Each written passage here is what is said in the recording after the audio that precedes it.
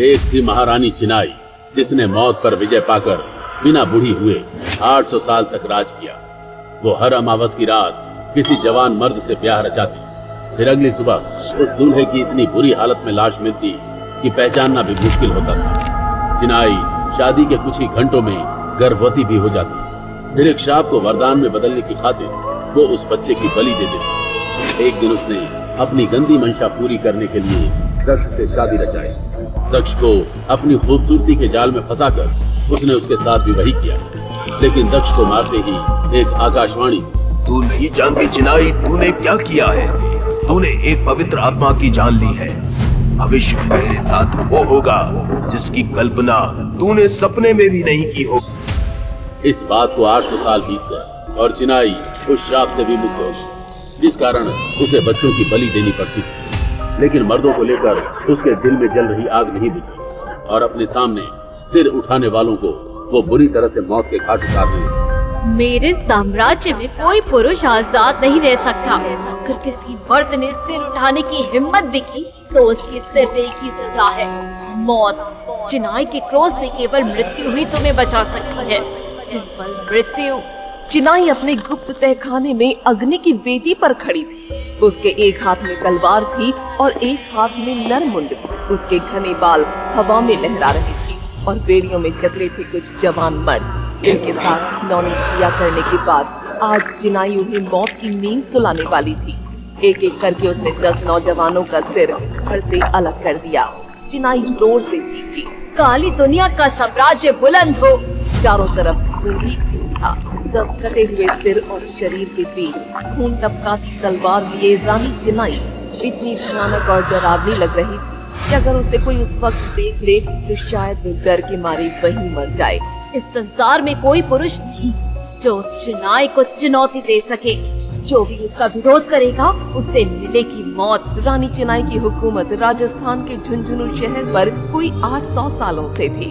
उसने अपनी ताकत के दम पर आसपास 9 रियासतों को अपने साम्राज्य में शामिल कर लिया था। किसी की भी ताकत उसके सामने सिर उठाने की नहीं। एक विशेष वरदान प्राप्त करने की वजह से चिनाई 800 साल बाद भी एक 18 साल की खूबसूरत युवती जैसी दिखती थी। मर्दों के लिए उसकी नफरत इतनी बढ़ चुकी थी कि वो संसार से उन्हें खत्म कर देना चाहती थी। जिन जवान मर्दों को वो अपनी खिलौनी क्रिया के लिए इस्तेमाल करती, उन्हीं मर्दों को धरती से मिटाने की कसम उसने खाई थी। लेकिन आज एक माँ उसके पैरों पे लिपटकर अपने बेटे के जीवन की भीख मांग रही थी। महारानी, दया करो, इस अभागी माँ पर तरस खाओ।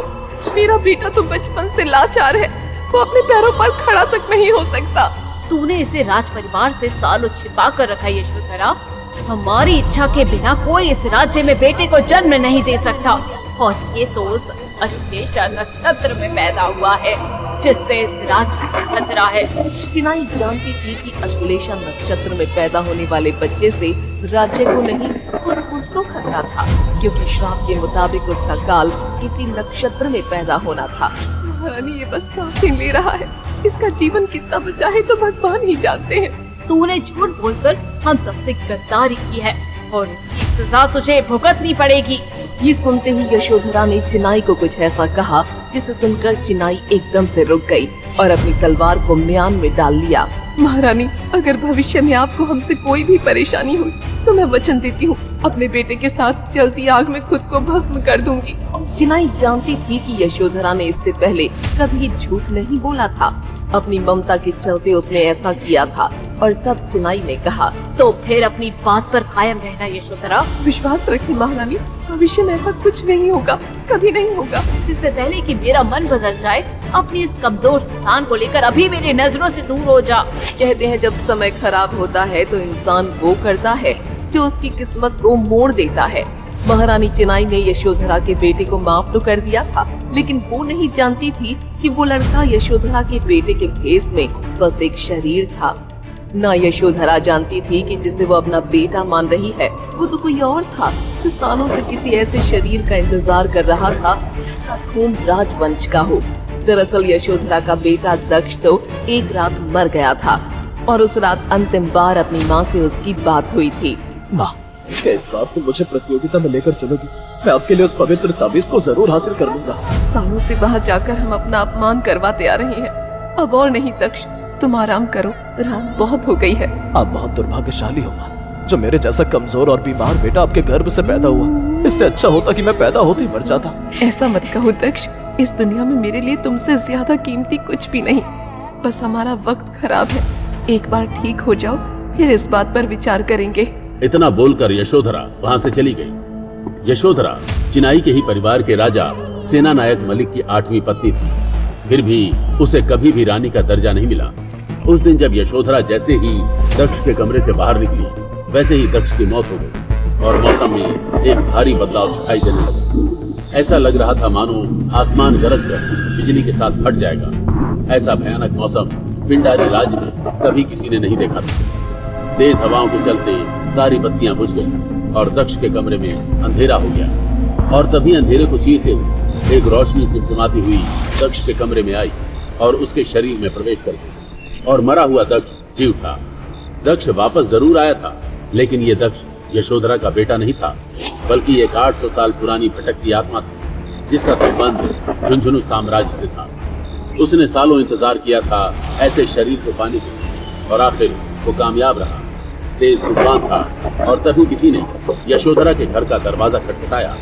दासी पन्ना ने दरवाजा खोला तो वहां सेना नायक मलिक के 8वें राजकुमार देवदत्त उसके सामने खड़े थे। उसके पीछे 6 और लोग, साथ में सिपाही भी थे। छोटी माँ अपने इस लाचार बेटे को कहाँ लेकर गई थी? मुझे तो लगा था कि अब तक ये मर चुका होगा। यशोधरा और दक्ष का मजाक उड़ा रहा ये शख्स कोई और नहीं बल्कि दक्ष का सौतेला भाई देवदत्त था, जिसे अपनी ताकत पर बेहद घमंड था। देवदत्त, ये किस तरह की बातें कर रहे हैं आप? क्या आप भूल गए हैं कि दक्ष आपका भाई है? भाई? ऐसा लाचार और लगभग अपाहिज आदमी और मेरा भाई, वैसे लोग इसे हराम की औलाद कहते हैं। मर्यादा में रहो देवदत्त, राज परिवार के नियम मत भूलो। मैं तो डर ही गया छोटी माँ। अरे माफ करना रानी माँ। आपकी रस्सी जल गई लेकिन बल नहीं गया। ये लो, बड़ी रानी के इस शाही आदेश को पढ़ लो। ये क्या? लेकिन रानी माँ ऐसा कैसे? हाँ, आपको अपने इस निखार बेटे के साथ आज ही राजमहल खाली करना होगा। आपने देर की तो मेरे काम करने का तरीका तो आप जानती हैं। मैं आपका सामान बाहर फेंक दूंगा। मैं दक्ष को लेकर इतनी जल्दी कहाँ जाऊंगी? आप तो जानते हैं कि वो बीमार है। अरे तो इसे किसी पहाड़ी से धक्का दे दो, आपको भी आराम मिल जाएगा। देवदत्त, आप अपनी हद पार कर रहे हैं। आपने मेरी हद देखी ही कहाँ है, बस अब आपको धक्का मारना ही बाकी है। तभी सबने एक ऐसी आवाज सुनी जो सालों से खामोश थी, और ये आवाज थी यशोधरा के बेटे की। बस माँ, बहुत हुआ। तुम्हें किसी से भीख मांगने की जरूरत नहीं है। हम अभी से महल खाली कर देंगे।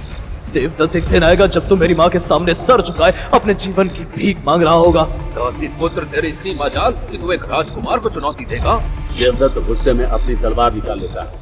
यशोधरा किसी तरह देवदत्त का गुस्सा शांत करती है और दक्ष को वहां से लेकर दासी पन्ना की झोपड़ी में चली जाती है। हड़बड़ाहट में वो ये भी भूल गई कि दक्ष पहली बार अपने पैरों पर खड़ा था, लेकिन महल छोड़ने के बाद उसे दक्ष के ठीक होने का एहसास होता है और वो अपने बेटे को खुशी से गले से लगा लेती है। यशोधरा की आंखों से आंसू झलक रहे थे। माँ बेटे अपना नया जीवन शुरू करते हैं। दक्ष के अंदर एक 800 साल पुराने राजकुमार की आत्मा थी, लेकिन माँ का प्यार पाकर उसे जीने की एक और वजह मिल गई और वो अब अपनी माँ के लिए कुछ करना चाहता था। एक दिन अचानक उसे ढोल बजने की आवाज सुनाई देती है। वो ढोल नगाड़े इस बात का संकेत दे रहे थे कि पवित्र ताबीज के लिए प्रतियोगिता कुछ ही देर में शुरू होने वाली है। आप ये ढोल नगाड़े सुन पा रही है? पवित्र ताबीज के लिए शक्ति मैदान में प्रतियोगिता शुरू होने वाली है और मुझे इस बार पवित्र ताबीज को हासिल करना है। दक्ष, ये सही समय नहीं है, तुम अभी तैयार नहीं हो। शक्ति मुझसे कह रही है कि इस बार ये ताबीज मुझे जरूर मिलेगी और एक बार फिर हम सर उठाकर जी पाएंगे। आज दक्ष की आंखों में एक अलग चमक थी। उसके अंदर एक अलग तरह का विश्वास था। ये विश्वास उसे अपने उस जन्म से मिला था जब वो एक राजकुमार था। 800 साल पहले दक्ष अपने साथ सबसे शक्तिशाली पवित्र ताबीज लेकर पैदा हुआ था, जो इस बात का प्रमाण था कि वो एक साधारण बालक नहीं है, लेकिन पिछले जन्म में एक गलती की वजह से वो अपना सब कुछ खो बैठा था। दक्ष आखिरकार माँ के साथ प्रतियोगिता के मैदान में कदम रखता है, जहाँ पूरा राज परिवार मौजूद था और रानी चिनाई एक बड़े से स्वर्ण सिंहासन पर बैठी थी। उसे एहसास भी नहीं था कि दक्ष भी कभी इस प्रतियोगिता में हिस्सा लेने आएगा। और तभी दक्ष की भी नजर महारानी चिनाई पर पड़ती है और उसे देखते ही उसकी आंखों के सामने अंधेरा छा जाता है। दक्ष, क्या हुआ तुम्हें? तुम ठीक तो हो मेरे बच्चे? लेकिन अचानक दक्ष अपने घुटनों पर बैठ जाता है और उसकी आंखें पूरी तरह से बंद हो जाती हैं। वो खुद को एक अंधेरी जगह पर पाता है जहां वो लोहे की बेड़ियों में बंधा हुआ था। चारों तरफ आग फैली हुई और तभी एक स्त्री उसकी तरफ कदम बढ़ा रही थी। उसका चेहरा काले कपड़े से ढका हुआ था और उसके हाथ में एक जलती हुई मशाल थी। वो किसी और भाषा के मंत्र बोल रही थी। अचानक तेज हवा चलने लगती है और उस औरत के चेहरे से कपड़ा हट जाता है। तो वो हत्यारन तू है जो सालों से मासूम लोगों को मौत के घाट उतार रही थी। तू औरत नहीं, एक नागिन है। तेरा यौवन एक दिन नष्ट हो जाएगा। तू खुद को आईने में देखने लायक नहीं रहेगी। आज भले ही मैं तेरा शिकार हो जाऊं, लेकिन एक दिन लौट कर आऊंगा, वापस आऊंगा मैं। और अचानक से चीख निकलती है और सब खामोश हो जाते हैं। और तभी दक्ष उस भयानक अंधेरे सपने से बाहर आ जाता है और चिनाई की ओर देखता है। और जब महारानी चिनाई की उससे नजर मिलती है तो उसके रोंगटे खड़े हो जाते हैं और उसका चेहरा पसीने से भीग जाता है। कौन है ये और इसे देखकर इतना अजीब क्यों लग रहा है? महारानी चिनाई मर्दों के साथ कौन सी घिनौनी क्रिया करती थी और क्यों एक 800 साल पुरानी आत्मा एक ऐसा शरीर ढूंढ रही थी जिसमें राजवंश का खून है? क्यों चिनाई दक्ष को देखकर पसीने पसीने हो गई? क्या चिनाई का अंत निकट है? क्या दक्ष पवित्र ताबीज को हासिल कर अपनी माँ का सम्मान लौटा पाएगा? आगे की कहानी जानने के लिए देखिए अगला एपिसोड सिर्फ पॉकेट FM के YouTube चैनल पर। और द न्यू अवतार के सारे एपिसोड्स को सुनने के लिए डिस्क्रिप्शन में दी लिंक से डाउनलोड करें पॉकेट FM ऐप।